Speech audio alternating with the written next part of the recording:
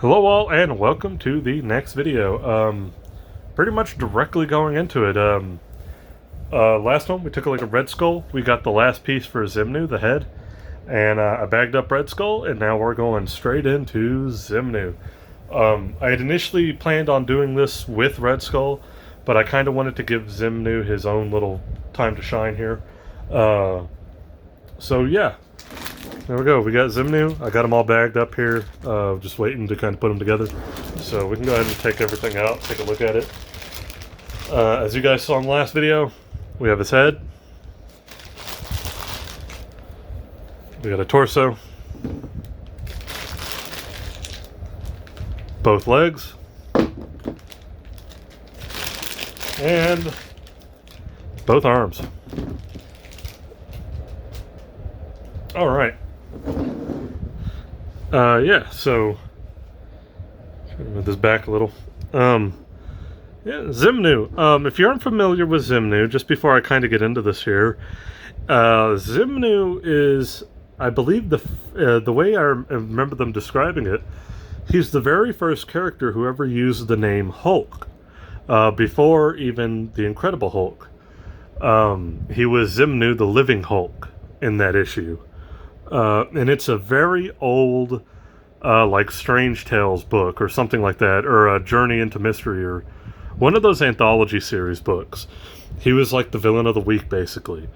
And he would pop up later on as an enemy of the Defenders. The Defenders, which if you're not familiar with them, it was Hulk, Namor, Doctor Strange, and oh my god, I'm blanking on the last one.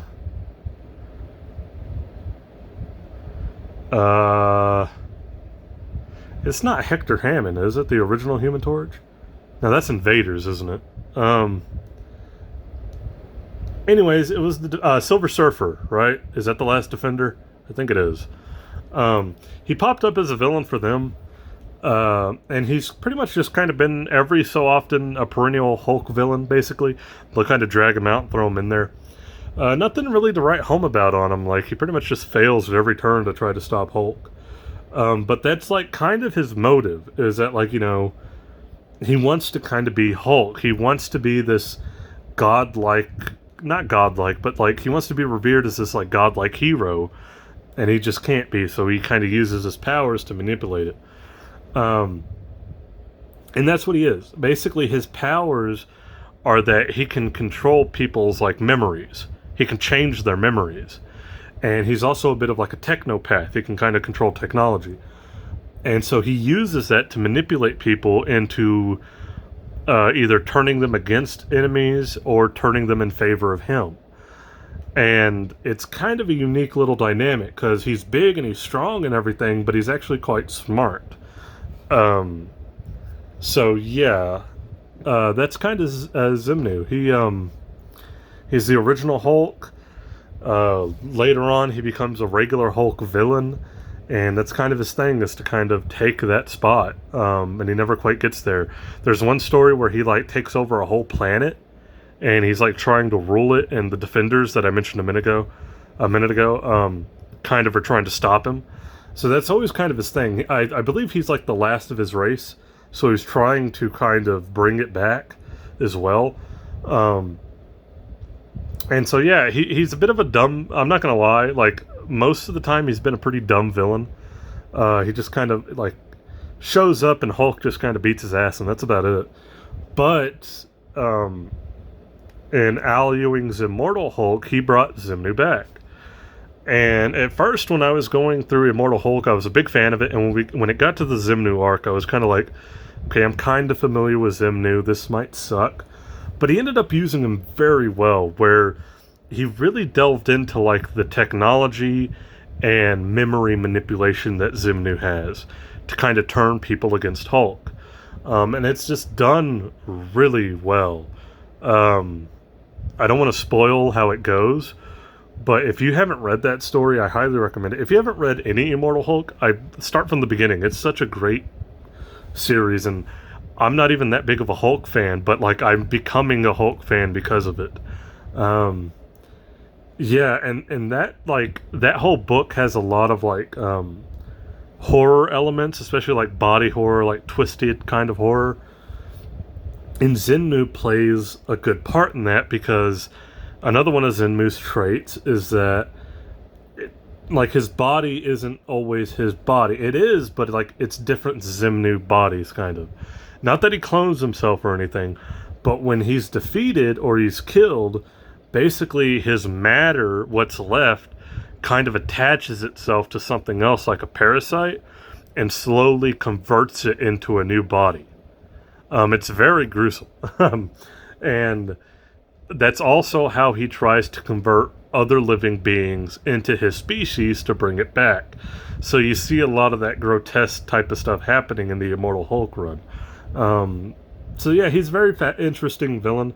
I would say not so interesting early on, but Al Ewing did him, and it is just really good. And that's what this version is based off of, is that one. So yeah, enough kind of the history of a mini lesson on the history of Xemnu there. Let's go ahead and get into it. Yeah, cool. So torso, a couple things to note. This is the same torso that I believe we got with Wendigo and Sasquatch. So same torso there. That kind of stinks. I believe, much like those as well, his arms and his legs are also all the same, but not the hands. The hands are new, and then the feet are new, but the actual leg is reused from those. So yeah, basically all the same parts. The only difference is he's got this like metal belt thing going on. They just added that on. Different head and then different hands and different feet. Everything else is pretty much reused. The belt does restrict ab crunch, not gonna lie. It's pretty restrictive there. Not too big of a deal, but it does suck if you're looking to get him in some crazy poses with ab crunch. But yeah, let's go ahead and get into Xemnu. Start with the legs.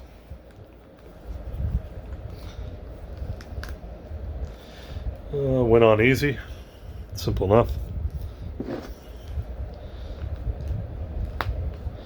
There we go. Did you hear that click?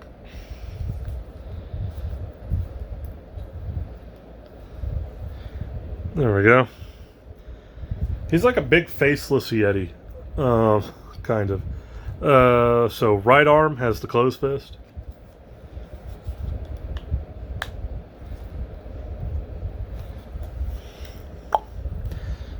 Left arm has the open hand, and there's like the little buttons and kind of little techno gadgets on his hand that he can use to control some technological stuff. His kind of technopathy type gimmick. I do like that they added it in. They could have really cheated it and gave him both fisted hands or something like that, but they actually did do the detail on that. All right, there we go. It's got a nice click to it too, so I will be happy when we kind of get away from this similar body mold that we've had for like 3 different figures, and then we'll get another one and it'll be reused for 3 different figures. So yeah, last part, head.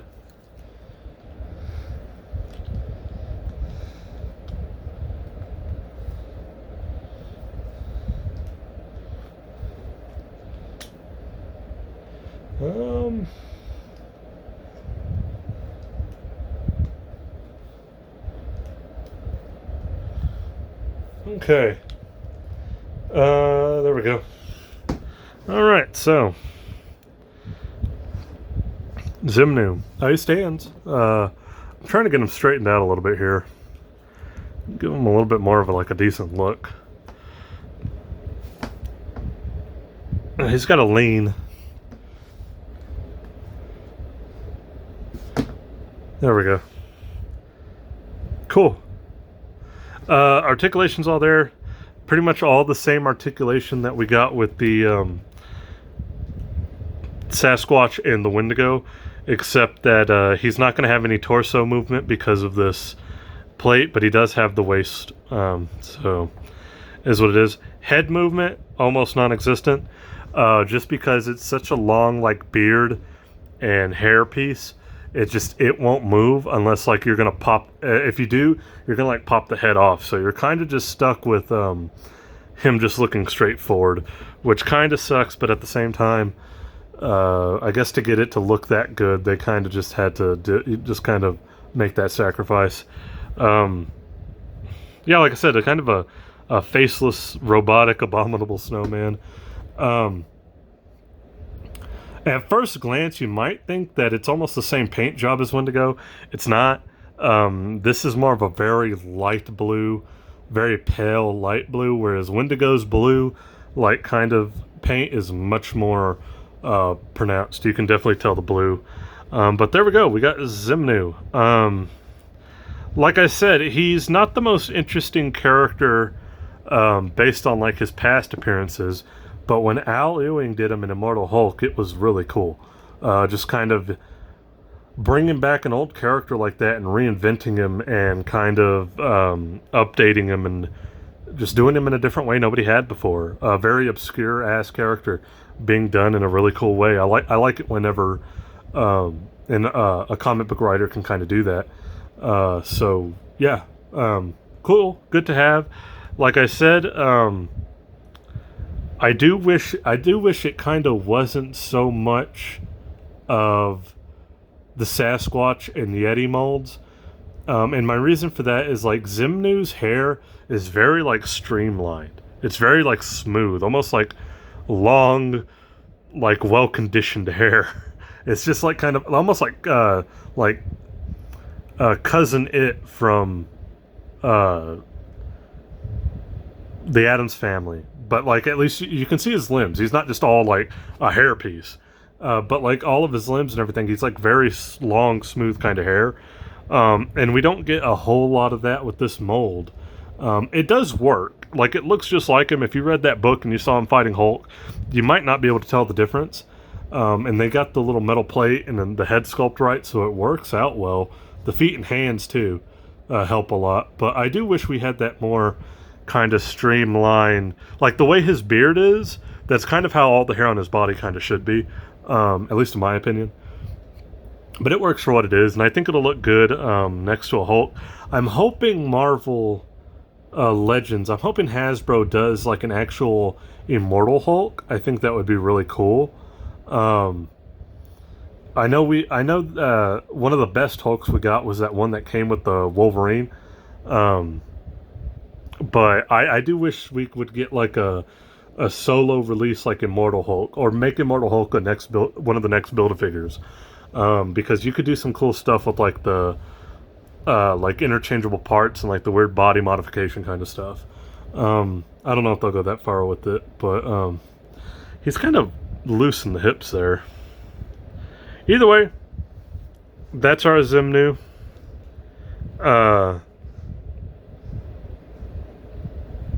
Yeah.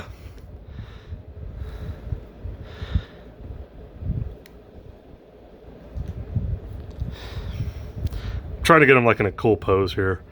I don't think it's going to totally work out though.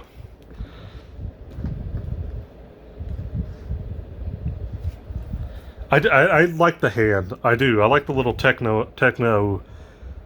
I don't know what I'm saying. The little like buttons and stuff on his hands for like the technology thing. I do really like that. But yeah, there we go. Xemnu. Glad to have it. Like I said, I can't wait to get like a good Hulk to go with it. Hulk is one of the characters I don't really have a figure for. Yeah. It's just because the ones they release most often have been like based on the movies, and I want a comic book Hulk, and I don't want to pay crazy amounts for the 2-pack Wolverine one. Even like on its own, it seems like it's going for a bit. So I'm hoping we get like a classic re-release or something sometime in the future. Or an Immortal Hulk. I know Diamond is making, or has made, an Immortal Hulk. But I don't want to get that one either. I want to get a Marvel Legends one to make sure it's the right scale. But yeah, there we go. Xemnu.